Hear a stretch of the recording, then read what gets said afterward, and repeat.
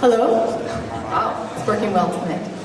So, good evening. On behalf of the Institute of Architecture and the Sliver team, I would like to welcome you all here tonight. I'm pleased to announce that we are past the midway point of this massive attack lecture series entitled Selected Friends and Enemies. It has been a tremendous pleasure to be here with so many familiar faces week after week after week, kind of collectively sharing this experience in this broad spectrum of input. But I must announce now, and I need to communicate on behalf of Professor Prix that he regrets that he cannot join us tonight for Greg Lynn's lecture. However, I'm going to take the opportunity, since in Professor Prix's introduction, he will never explicitly indicate who is a friend and who is an enemy. I will confidently assert at this time that Greg Lynn is a friend of both this university and, most importantly, in the context of this series, a friend of Sliver. Tonight, we are pleased to have Professor Gregor Eichinger here with us, who will give the official introduction for Professor Greg Lynn. So please help me in welcoming both of them.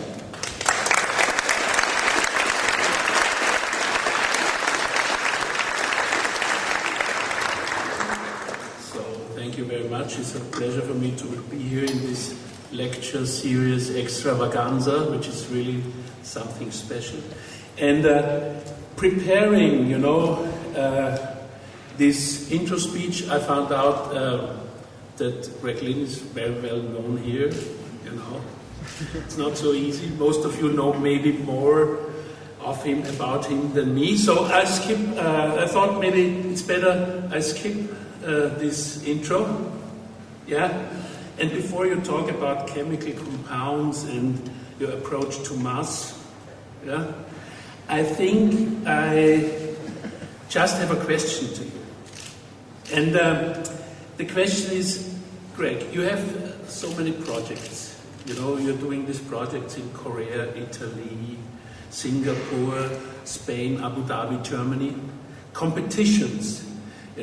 Your exhibitions are in art museums, in universities. You have exhibitions on blob walls, Design and the Elastic Mind, archi-sculptures, Swarovski, Biennale, Triennale, lectures. Such an amount of lectures. It's amazing all the titles, brilliant titles. You're a curator and you have all these research projects. And you make books. There are books on your work, and you're a member of juries, conference member. You received awards, Venice, and so on, in the United States, and you have hundreds of articles written about you, beginning from Animate Form, Curve Your Enthusiasm, and Closing the Gap, Pigeon Number 9. It goes on and on and on, hundreds of them. Even the Time magazine named you one of these big heads of the century, like 100 people, most innovative people in 2001, and Forbes magazine, whatever. And you know how to use the computer. You design architecture and design objects. You're a skipper. And you are even advanced and interested in advanced technology. And you're a professor here in Vienna, UCLA, Yale University. And but at the same time, and this is the question, no, you even know, it's not the question, you even know great places for food like Cha-Cha Chicken in LA. I have to recommend this to every one of you. But at the same time, when we both play this billiard game, this Stoppel billiard game at the Bar Shabu, how come that we as a team lose always against these beautiful blonde women which are laughing at us? And this is not rocket science. It's easy. We should, and it would,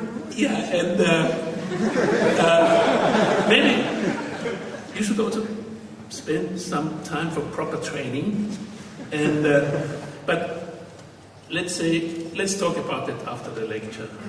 So, ladies and gentlemen, please welcome Greg Lynn.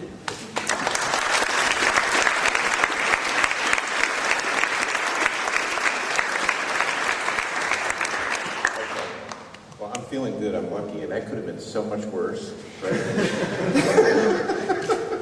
I'm glad you stopped when you did. Okay, so this is a very abbreviated and focused talk, and over the last few years in the studio here, we've been talking a lot about composites, not really materials, but an approach to design and a way to think about surface, architectural surfaces and surface modeling. And I found that there's a lot of confusion. I'm sure there will be tonight too.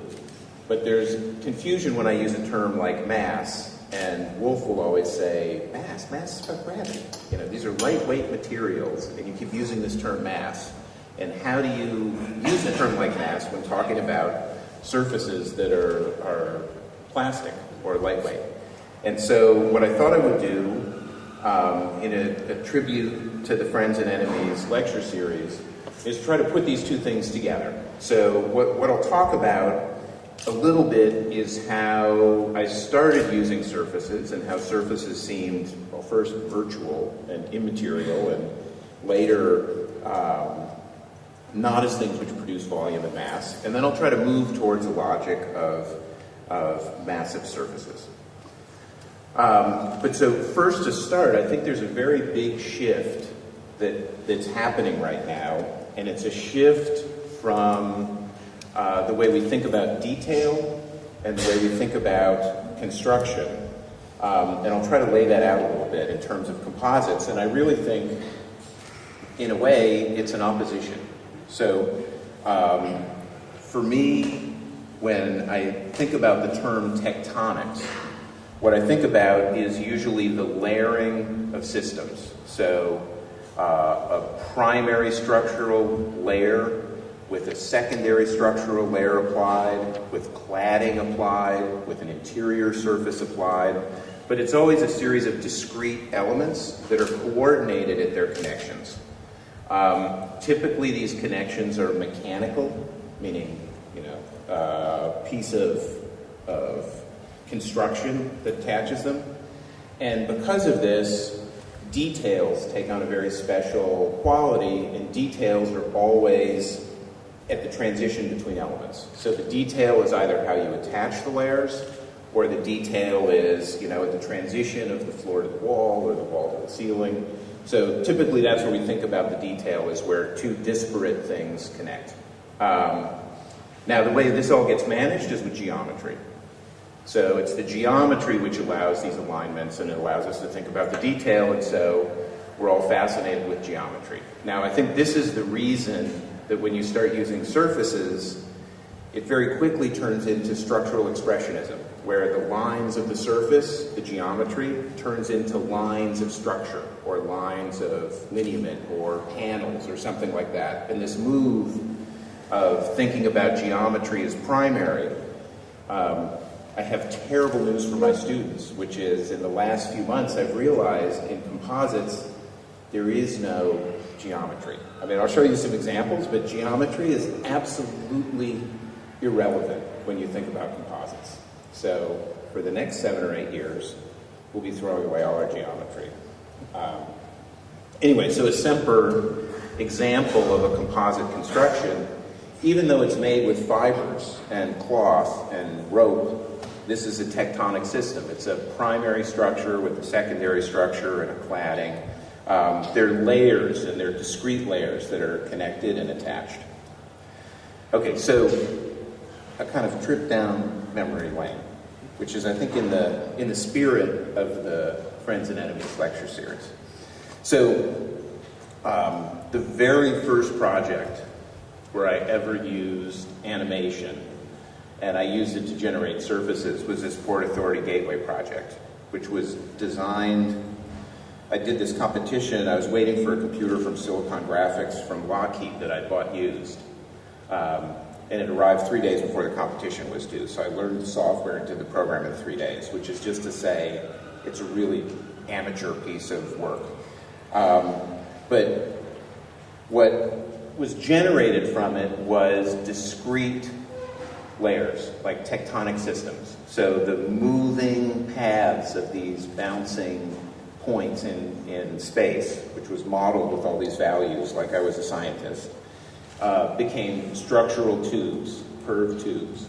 And then covering those curved tubes, I lofted a series of surfaces and then tried to slice them up so that it was constructible. So you could always get one surface around tubes without intersecting.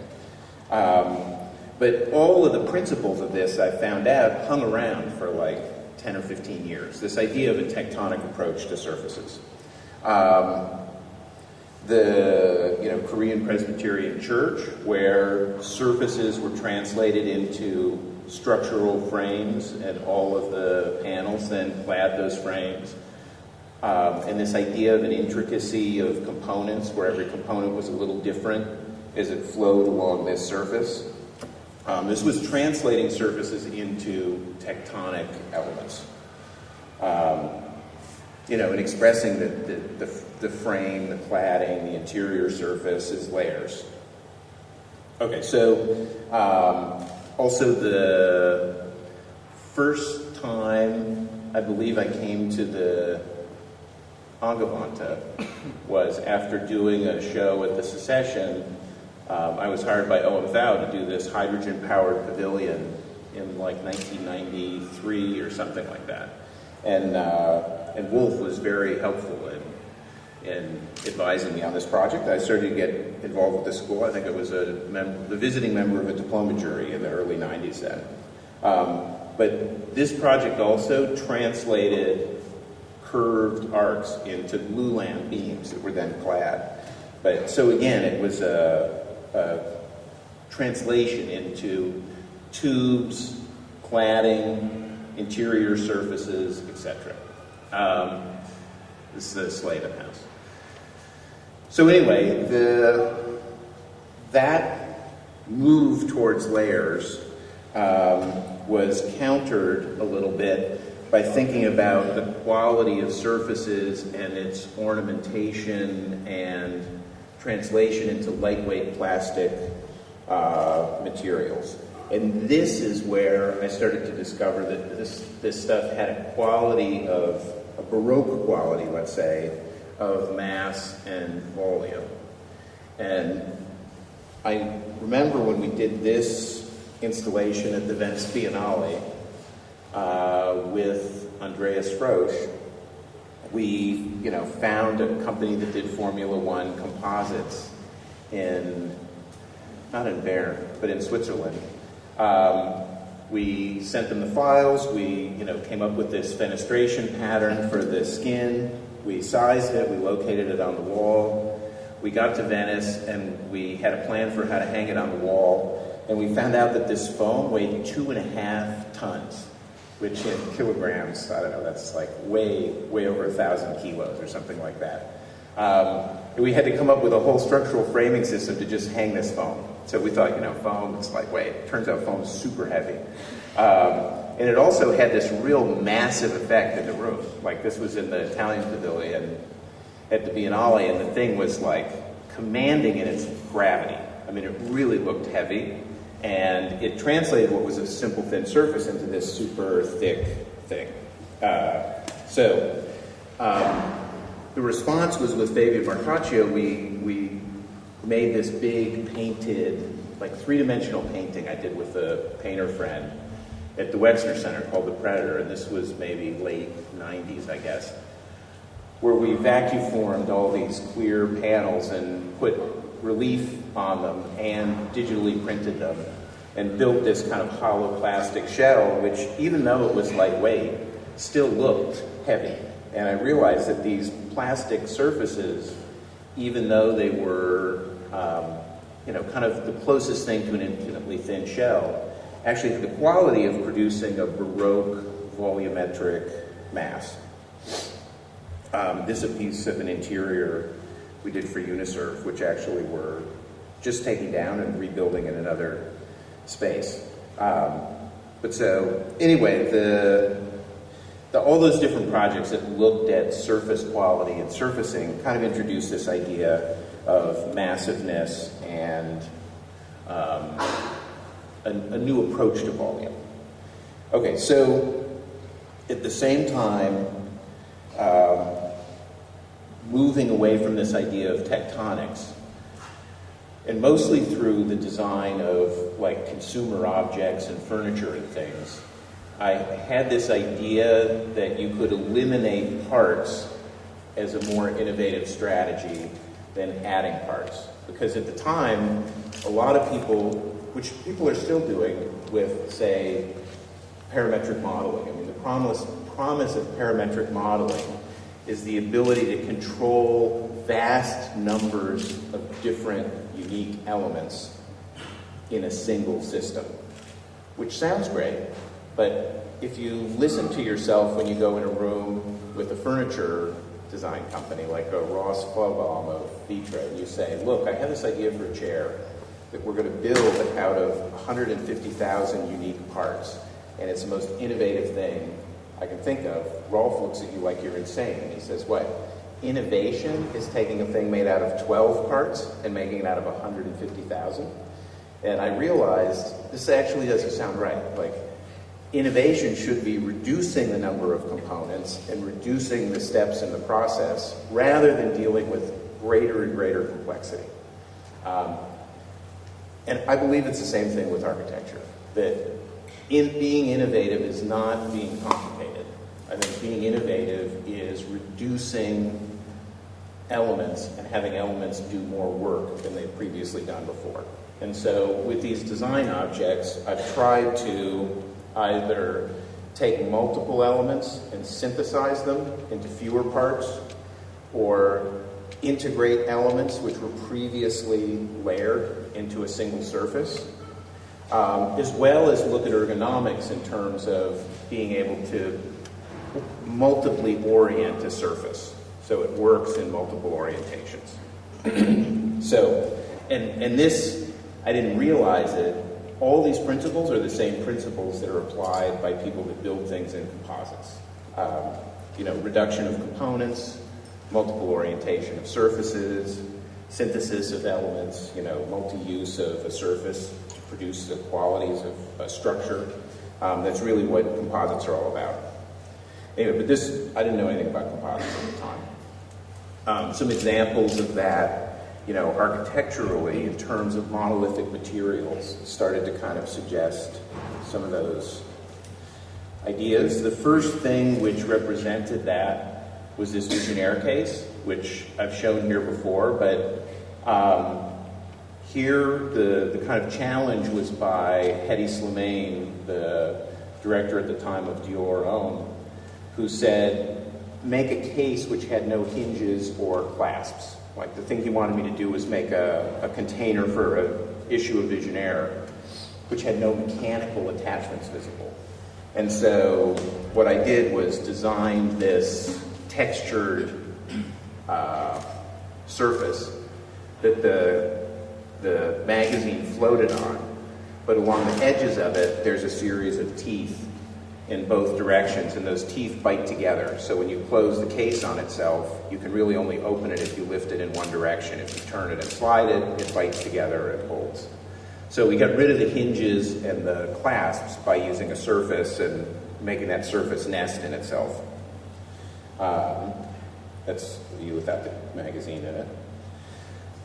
Which also led to the ravioli chair for Vitra, where Vitra suggested that I should look. Is there a laser pointer? Anyway, where they had a machine they tried to use to make the coconut chair surfaces by Nelson, which knits fabric instead of cutting it and sewing it. So in the, say, dimension along the front of the chair, it might be a little over 1 meter long. When you go measure over the arms and down the seat and down the arms, it's more than double that length. So it's got more than double the knots. So they said, why don't I design a soft surface like a bucket that would use this computer knitting program. And so I came up with this idea of a soft top where the back, the seat, the arms, all the previous elements of a chair would be integrated into one soft shell. And then the legs and the support frame, which would normally be made as components, would get integrated into a hard shell. So it was a hard surface and a soft surface that clamped together.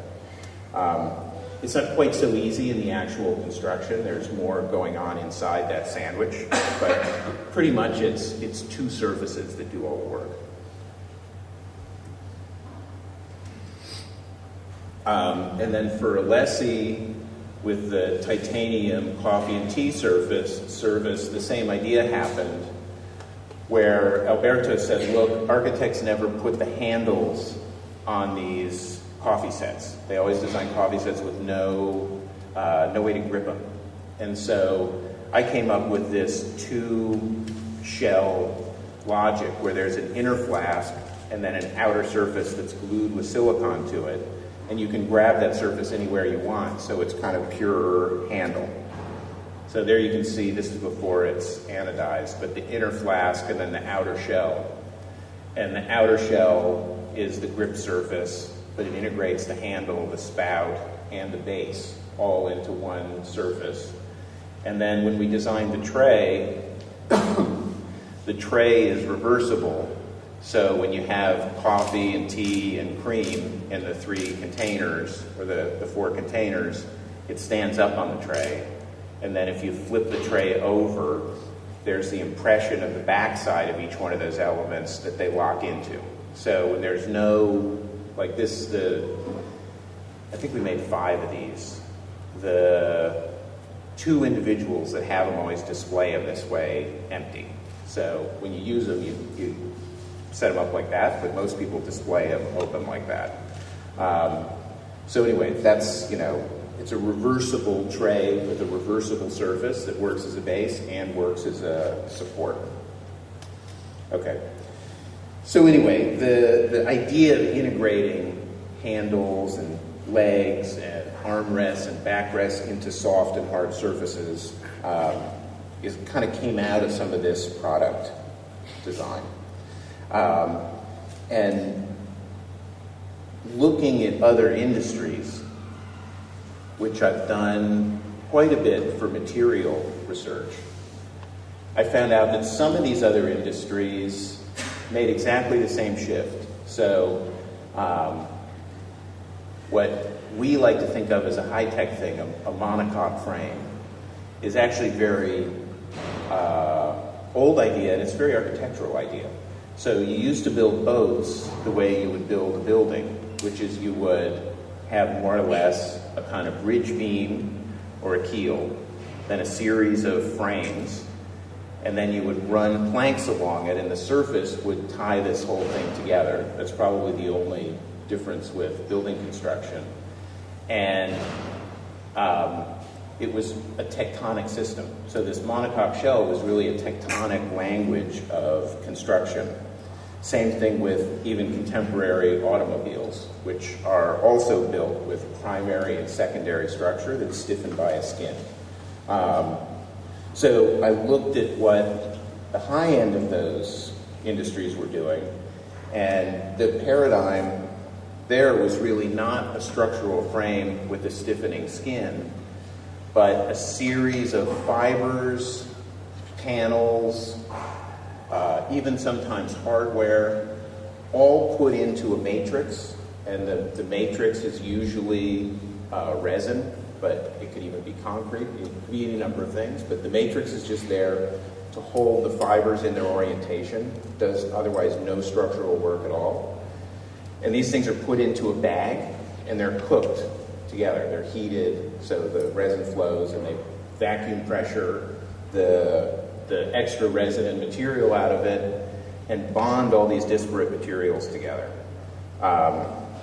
So the details of this is that you can fuse disparate materials together. They're usually layered without any distinction. So when someone does like what's called fiber schedule or a fiber orientation schedule. They'll just put fibers of different orientations and patches all over a surface. And the logic of that isn't regulated by the geometry of the surface whatsoever. It's regulated by the stresses that are on that surface or the thickness of that surface. So the geometry here is really about defining a fuselage or a surface, and the layering of construction is usually oblique to that. You can have members and fibers together, meaning that you can have like tubes and bars and things. And usually the things are woven or laid down in some kind of fiber path. But again, the fiber path orientation usually has no privileged relationship to the geometry. Okay, so an example is a different kind of a boat. I think what's important about it is all of the hardware and components, what would have been, big timbers of wood or big aluminum posts, are all put into a single mold and cooked together. So they're bonded and glued all in kind of one shot as a composite sandwich. And usually when you say that, that means that there's one skin, and then there's foam in between, or balsa, and then another skin. And it's the separation of the two skins which makes these things strong. Same idea as an I-beam. But so it's the foam isn't structural, it just holds the two skins apart to make the stuff stiff. They'll have, rings and stiffening panels that are put in usually after the fact, after it's been cooked. And again, these rings and panels have no privileged relationship to the geometry of the surface at all. And again, it's all glued. No, I would consider on this boat, there's probably less than 10 pounds of metal in the entire boat. So same thing with Formula One. All the elements that would otherwise have been aluminum or even magnesium, titanium, it's all been replaced by fiber-oriented plastics. It still has the language a little bit of metal components,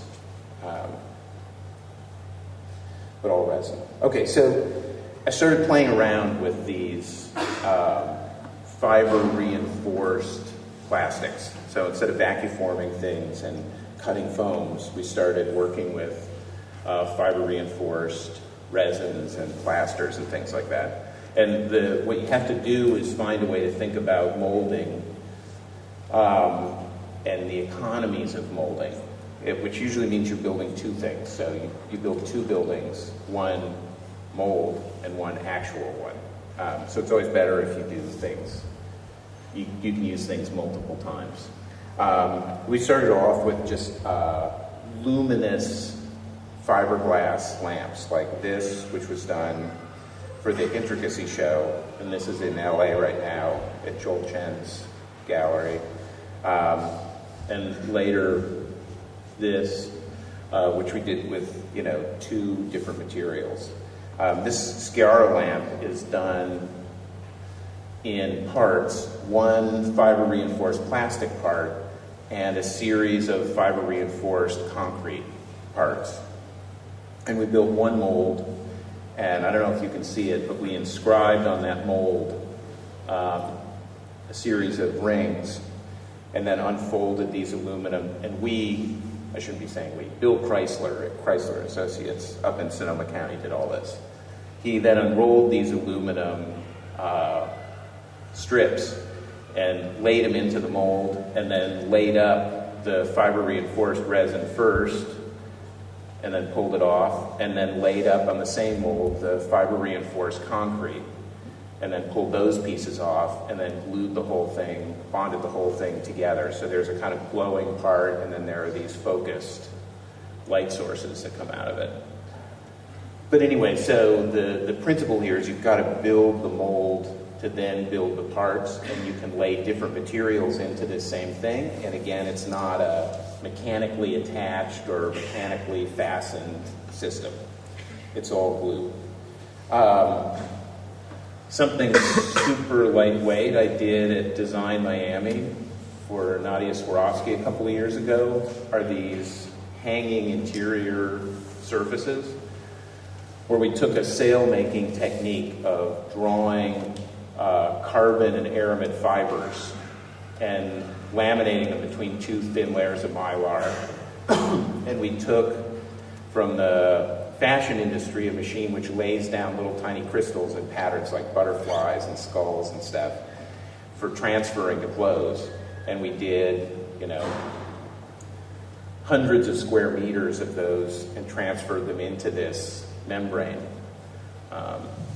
So this is one of those 5 surfaces, and I think here they are assembled, but I think in detail you'll get a better sense of them.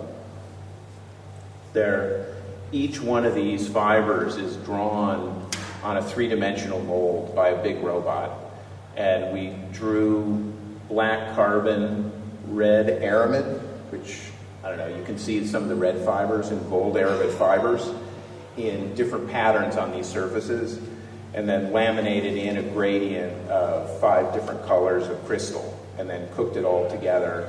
And then it's supported on a series of carbon tubes. And then, lit them, they're very dazzling. The next thing we did, which is even lighter than this, is some hanging furniture that we just finished a couple of months ago using the world's lightest and strongest material, which is 1/1000th of a mil thick carbon tape. And the ETH actually developed these. And it's a almost molecule thick twine that gets laid out and lightly glued together. You can't even really handle it or it falls apart in your hands. And you take these tapes and lay them down. I've got a picture of the mold. You take these tapes and lay them down on a mold, which this is just a foam and fiberglass reinforced mold. And you lay bands of these down. In the thin parts of the seat, the thickness of the tapes is only 4 layers thick. And in the corners, we go up to like 6 or 8 layers thick. And you put this thing, those are some images of them before it's cooked. Yeah, and then you put it in a bag and you heat it at about 150 degrees Celsius for just an hour to kick the glue that's on the tapes and suck all the extra glue out. And that's what the oven looks like. I mean, it doesn't get very hot. But anyway, this one had, I think I was in it with Frank and Berta Gary on my lap on New Year's Eve at about 2 in the morning. And I think even one of my kids jumped on top of us. But we had about 900 pounds on this thing, and it actually weighs less than 8 ounces. So, and we glue all the straps and everything. We put a release paper in and just put the Spectro-Dyneema cable in and glue it all together. But it's a super lightweight chair. What's most interesting about it is it's, God, I'm losing the technical term. I'm not going to think of it, a something plastic shell. Is Floss here? Yes. I saw him walk by. He's here. What do you call a shell which is in compression and then transfers into tension? A something plastic shell. We'll figure it out later. I'm sorry. Anyway, what's special about it is it's built on a mold, which I just designed. I mean, the shape has nothing to do with anything except ergonomics. And it comes off of that mold. It comes off of that mold in the shape of the mold. And under its own weight, it's strong enough that it holds the shell shape. So even though it weighs a few ounces, when it's hanging there, it's always in the shape of a shell. Not any shape, but more or less whatever shape you give it, it'll take, and it's because it's in compression. So the minute you sit in it, you overcome the compression load and it turns into a tension surface. So if you imagine hanging a fabric, the fabric's going to take a catenoidal shape under its own weight because it's a tension structure. But right now, this is a compression structure because its strength to weight is so extreme. But then once you load it up, it then slowly turns into tension structure. We did one that had maybe a dozen layers, and we put 3 or 4 people in it, and it wouldn't change its shape. It just stayed as a shell. But when we got it light enough, when you sat in it, it would go from being a shell to being a tension surface. So anyway, what's good about it is you're not stuck with this perfect shape that a hanging structure always takes. You know, because anytime you talk to an engineer about a tension structure, you fix the boundary, define the material, and flap, you get one shape. You don't get to design that shape, you just get it. Whereas this, you can give it more or less whatever shape you want, and then it'll still work in tension. Anyway, but so we're doing some furniture with this, which replaces all of the soft parts with stiff parts. And the stiff parts are going to have very funny shapes, but then when you sit in them, they're soft. So, anyway, okay, so then from the playing with those materials and talking to people that design airplanes and high-performance boats and even low-performance boats, you start to get interested in the way they think about things. And what's funny is in this world, a composite is usually thought of as a fuselage. And I think a fuselage has a few qualities. I mean, the first thing is that it's a projectile. So it's meant to move through fluid, whether it's air or water. It's designed to be moving through a fluid. And they're usually defined with computational fluid dynamics software, which is some of the stuff we've been playing around with a lot. The other thing about a fuselage is its relationship to the ground is usually dynamic in the sense that it's meant to move. I'm doing some work for a boat company that Philippe Starck did work for in the 80s. And they told me that the genius thing he did is they asked him to work on these boats, and he says, well, I don't know anything about boats. And they said, well, we'll give you a boat for the summer. And he says, okay, well, I've got a summer house. What angle is the boat at usually? And they said, 20 degrees. And he says, okay, will you bring me the boat and put it in my yard at 20 degrees? And then he lived in the boat at an angle in his garden for the summer. And everybody says this is one of the best interiors anybody ever did, because he really thought about how you walk on a thing on the side of the wall rather than thinking about it vertical. So anyway, these things are rarely horizontal. Because they're moving, you've got to think about living in them or occupying them while they're moving in motion. And, you know, that lends not just dynamic styling, but actually dynamic ergonomics. So I started trying to work for plane and boat companies to start thinking about these design issues of a fuselage. So anyway, these are just a few quick images of some of those boats we're designing. This is for a client in Abu Dhabi who canceled all their building projects, but actually commissioned us for 2 boat projects. And again, us is me and a guy named Fred Kurubla and his partner Tim Kernan, who are both naval architects, and do everything that's in the water. And what's interesting about these things, again, are the way you think about the being in them is really very different than the way you think about architecture, because you're more like an insect in the sense that you're on surfaces. You're not really, they don't need floors, they need surfaces. Okay, and so then I had the unfortunate experience of sailing on boats. I couldn't get the one I was on,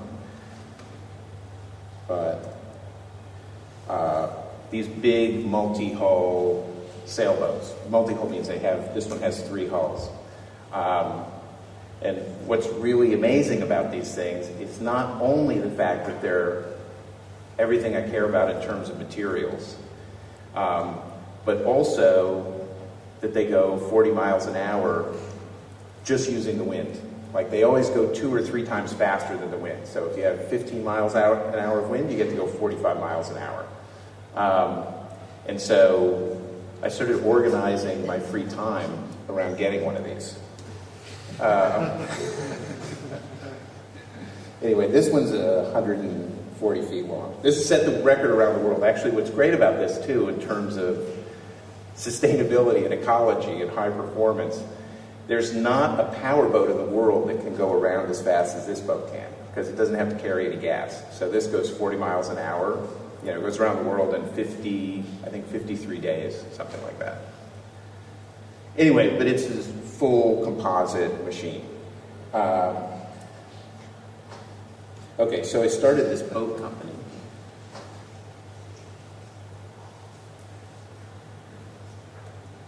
Okay.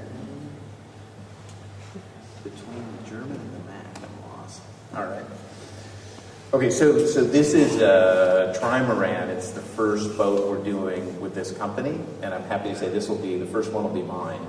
But so it's, not only designed with this projectile idea of motion, and it's all, unfortunately I don't have the videos to show you the computational fluid dynamics of what this looks like as it's being modeled moving through the air and the water. But a lot of the surfaces are modeled in terms of movement.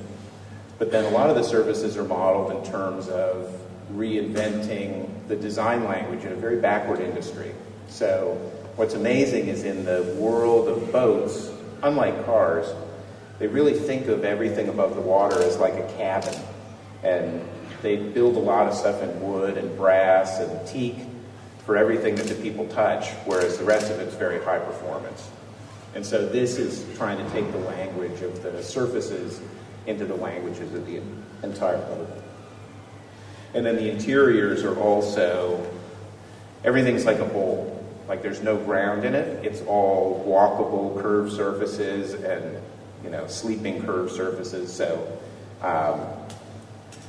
this is like a dish that you walk in, and this is a big bowl. That's like a California king-size bed, and those are two single beds, all as one big platform, with movable tables and kitchen and stuff like that. Anyway, so this idea of integrating equipment into surfaces and thinking about construction in terms of plastics and surfaces, the best architectural example I have of it is the Bloom House. And a lot of the design for the Bloom House came from a visit I made 20 years ago to Woodlawn Cemetery, where I went in this chapel by Osmond and saw the way he took the bent plywood and used it as a wall material and folded it down into a bench. So in this house, there's a kind of a free plan. It's a one-room living space. But unlike a loft, the rooms are made out of steps and folds in a surface. And in that surface, we integrated a lot of the equipment. And you can see it's the same language of that boat, honestly, where fireplaces and shelves and things get sucked into a wall and absorbed into a curved surface. And like those lamps and things, the ceiling folds down and makes this kind of big luminous lantern. And also the height, this is about 5.5 meters. And this thing is probably close to 2 meters at its deepest. And it kind of brings the scale of the room down a little bit. So, the drawings really aren't that critical, except to show that there are these two walls that absorb all the stuff into them and suck all the things in them. And then there are little pockets of space that get captured inside those thick walls. And the same thing with the windows. These are just stock, they're called in the States cathedral windows, where we take the head and flip it to make the sill. And all the windows pinch together at this line that runs down the length of the house. Then in the all of the kind of wet rooms, like the kitchen and the bathrooms and things, we took all the equipment and kind of surfaced it into cabinetry and bonded everything together with glue using corian. And these are some of the, DuPont worked with us to get a very thin corian layer. So we started with something that was about less than a centimeter before it was formed, and draped it with balloons, driving it into these foam molds, and reused some of the molds for serial elements of the wall surface. And then they're all built out with the laminate box. And then all those elements get bonded and glued together into a single surface, and then the cabinetry and everything is behind these slices of the mirror and the things. And you can see even the handles. These were all just cast actually in Corian, and then we routed out a hole and glued the handle in and sanded it smooth. So everything is a kind of monolithic plastic surface. The sinks and toilets and everything are all absorbed into those surfaces. And then that big luminous lantern that runs down the length of the house. Some of the furniture, I mean, like this bed you could see, is all pulled together. But what you get in the end is a fairly like Heimlich or cozy place that has the qualities of an open loft, because you define the rooms by folding the walls and, you know, swallowing all this stuff into them. So you get, you know, kind of one big loft space, but modulated by all these curves. And the same thing with the breakfast nook and the kitchen stuff is all formed in that Corian. This is all plaster on lath, all the walls.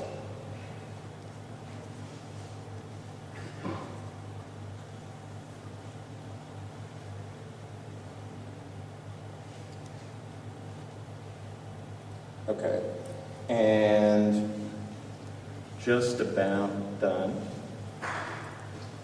So the other thing I'd show is that I started to think about these lightweight honeycomb cores that are used in these skin composite construction.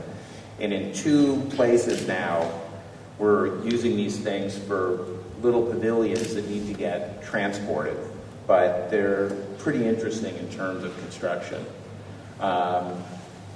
It came out of a value engineering of this restaurant in Los Angeles, where originally we had these curved conical drums, and we needed to pull a fair amount of money out of the building to pay for the trellis, and translated them into these flat, faceted surfaces, and also turned what was a trellis that was a frame into a series of fins, composite fins. And that kind of gave us the idea. I mean, around the same time we did this thing for HSBC.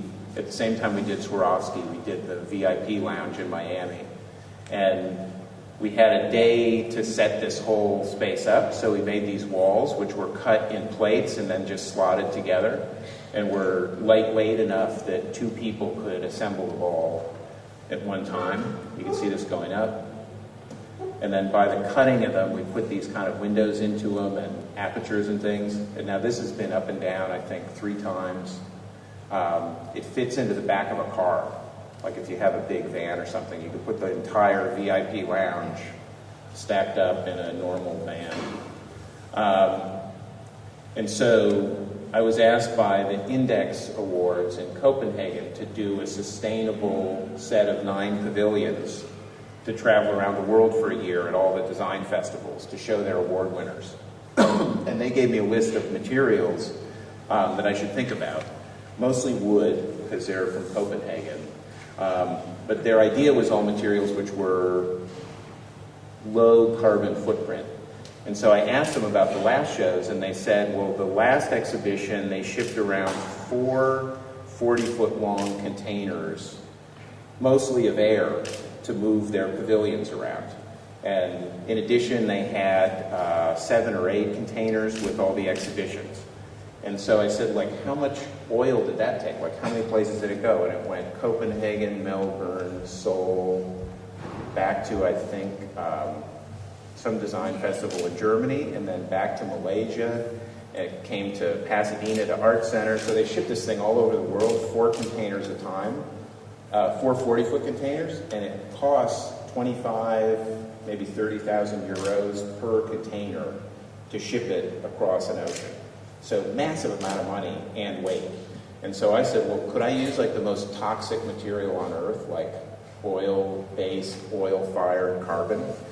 If I could fit it all in like one small case that you could put on an airplane for $2,000. And so anyway, that's what we did, is we made these very lightweight carbon pavilions, where instead of actually molding the faces, we take a carbon reinforced plastic that the auto industry uses for like the panels in your trunk and things like that.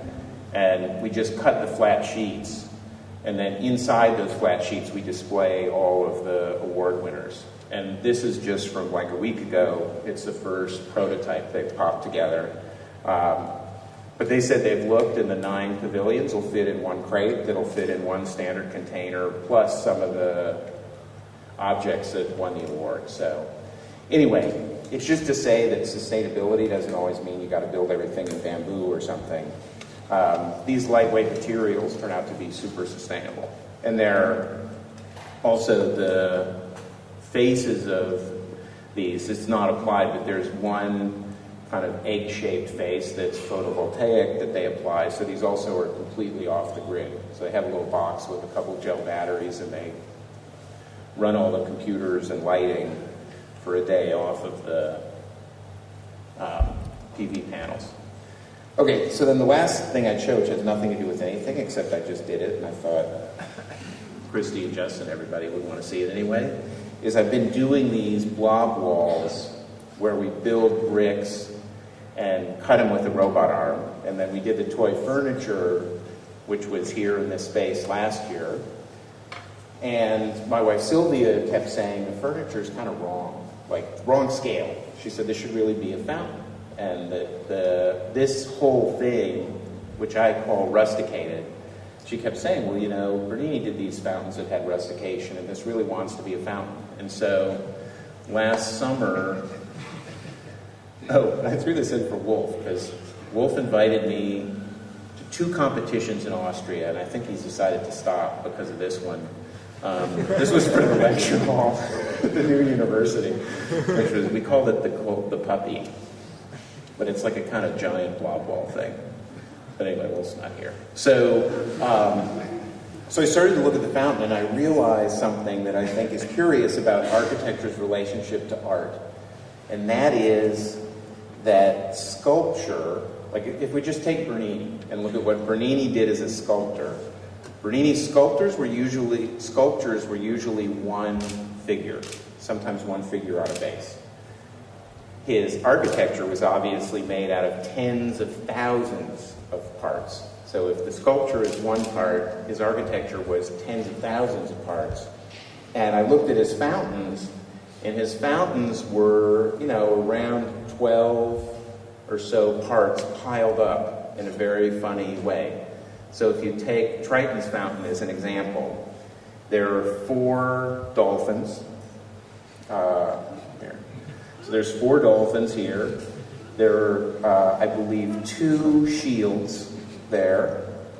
There's the tails of the dolphins around these,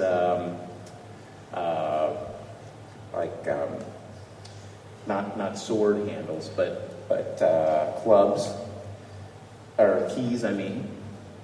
Then there are 4 clamshells, and then there's Triton, and then Triton's drinking out of another clamshell. So it's this hilarious pile of figures. So I thought, Sylvia actually is onto something. So, you know, the keys, the shells, the dolphins, the whatever. And so I went and looked at these toys and did this one's a rendering. Did this fountain at the Hammer Museum in Los Angeles, where we took around 40 whales, like little rocking horses for kids and a whale. And I think we had 22 ducks, and the ducks each were spitting, or no, these were sharks, I'm sorry. Sharks that were spitting the water. Okay, and so just a couple of weeks ago, there they are being fabricated. And that's Andreas Frosch, who's a Viennese guy in Los Angeles that does all this robotic cutting and stuff. Yeah, there it is before paint. And so then we did another one for our front yard where we built this fountain, and now this thing just dropped in the other day, which has, I think, 14 of these sharks and a bunch of blob walls we had left over, and it's in Bernini wrote this little essay about sculpture should always be the serpentine spiral. So his figures were always, moving in a serpentine direction. And so this is done where these blob walls rotate around. You can see them going up and around in a serpentine spiral this way, and then the sharks go in an opposite spiral that way. And there it is getting craned into my house. And that's it. Thanks.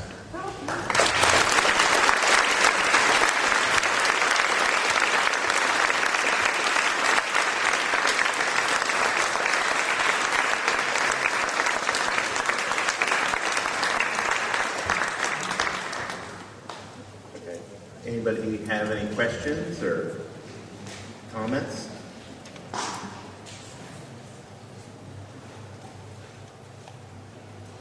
Come on. Okay, did you paint the fountains white? Yeah. And why is that? Did you want to get rid of the object straightforward?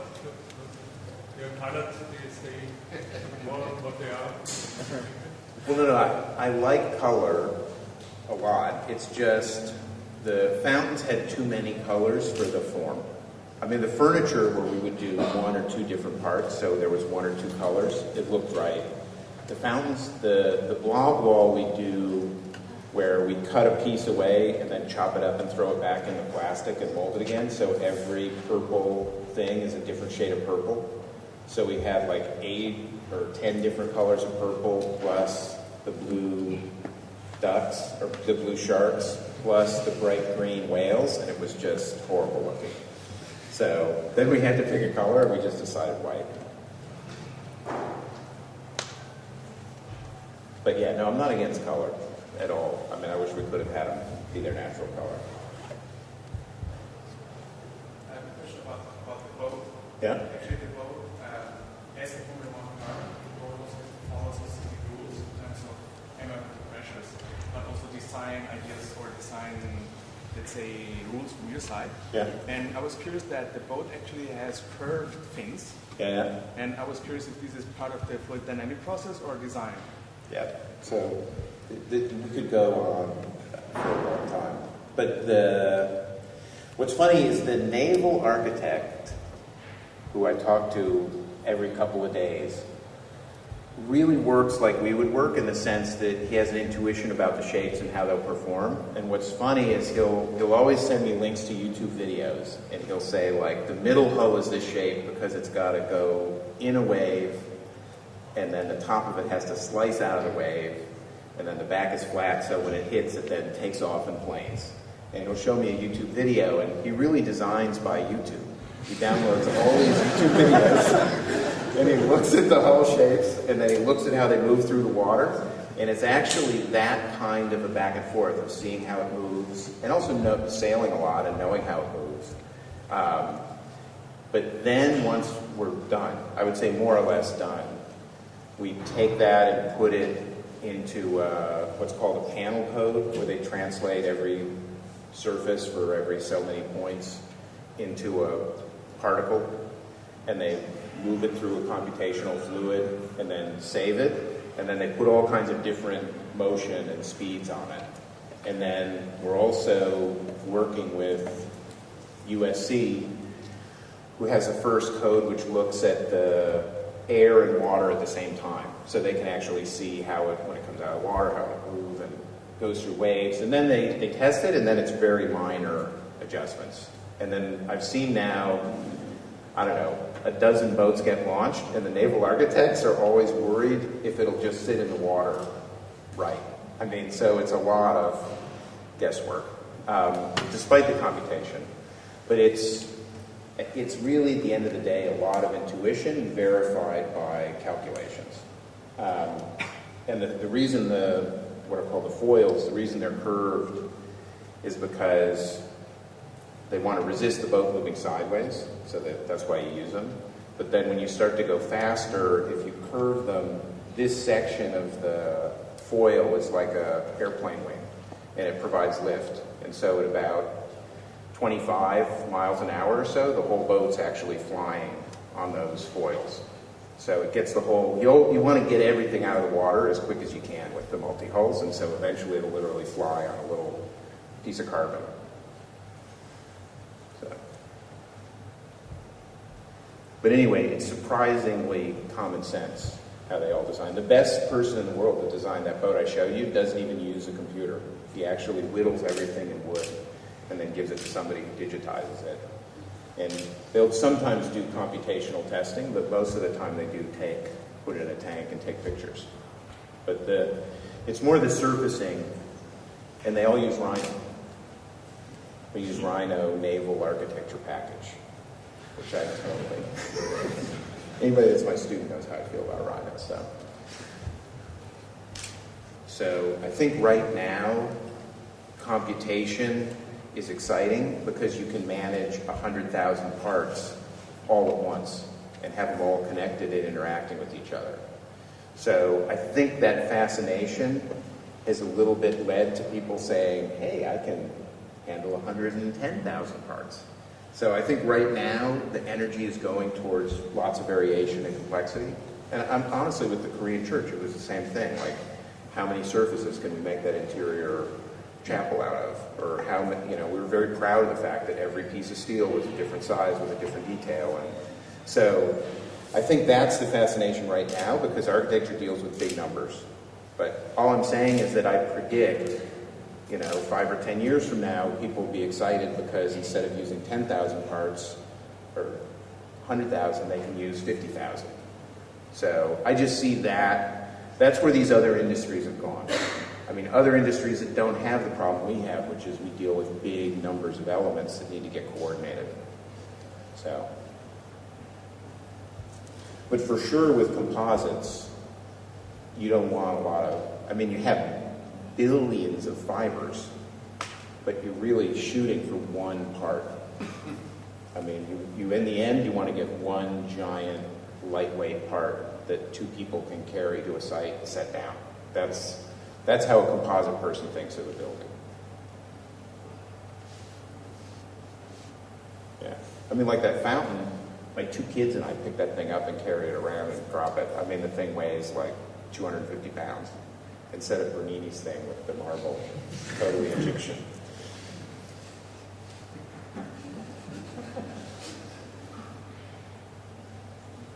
Kind of going off of his question, if you see it as the future of architecture, the idea of fusion and reducing the mechanical elements and having it be more, we call it gluing, I guess. Do you see it being restricted as far as scale? A lot of your work is at a smaller, more human scale. Is that based on experimentation, and that needs to be where it starts? And do you see it being able to jump scales, let's say like a tower? Like that, the lantern in the Bloom house was big enough. Well, it had 2 things. One is we thought it might break. That the lamp might break, so we needed to maintain it. And it was too big to put on a truck and drive it through the city to the site. So that we broke into, it's got flanges and it, bolts together with nylon bolts, and that's in parts. So, I think the big thing is that when we started it, what we all thought at first was we'll build a frame and we'll hang the frame off of the floor above, and then we'll attach this fiberglass element to the frame. And then we went and talked to the person, actually this guy Fred, who's a naval architect, who we used to calculate all these surfaces in the building. And we said, how big should the framing be? Can we use 1 1/4 inch plywood? Or he looked at me like, frame? Why would you use a frame? You just put some extra fiber on the edge and glue it or bolt it. You don't need a frame. And so it's more that I'm talking about than actually being able to mold a building in one shot in carbon. It's really just rethinking tectonics, that it's not about fetishizing structure and panels and all their attachments and 5 layers of shading and all that stuff. It's about integrating what would have been 3 or 4 layers of a building system into one.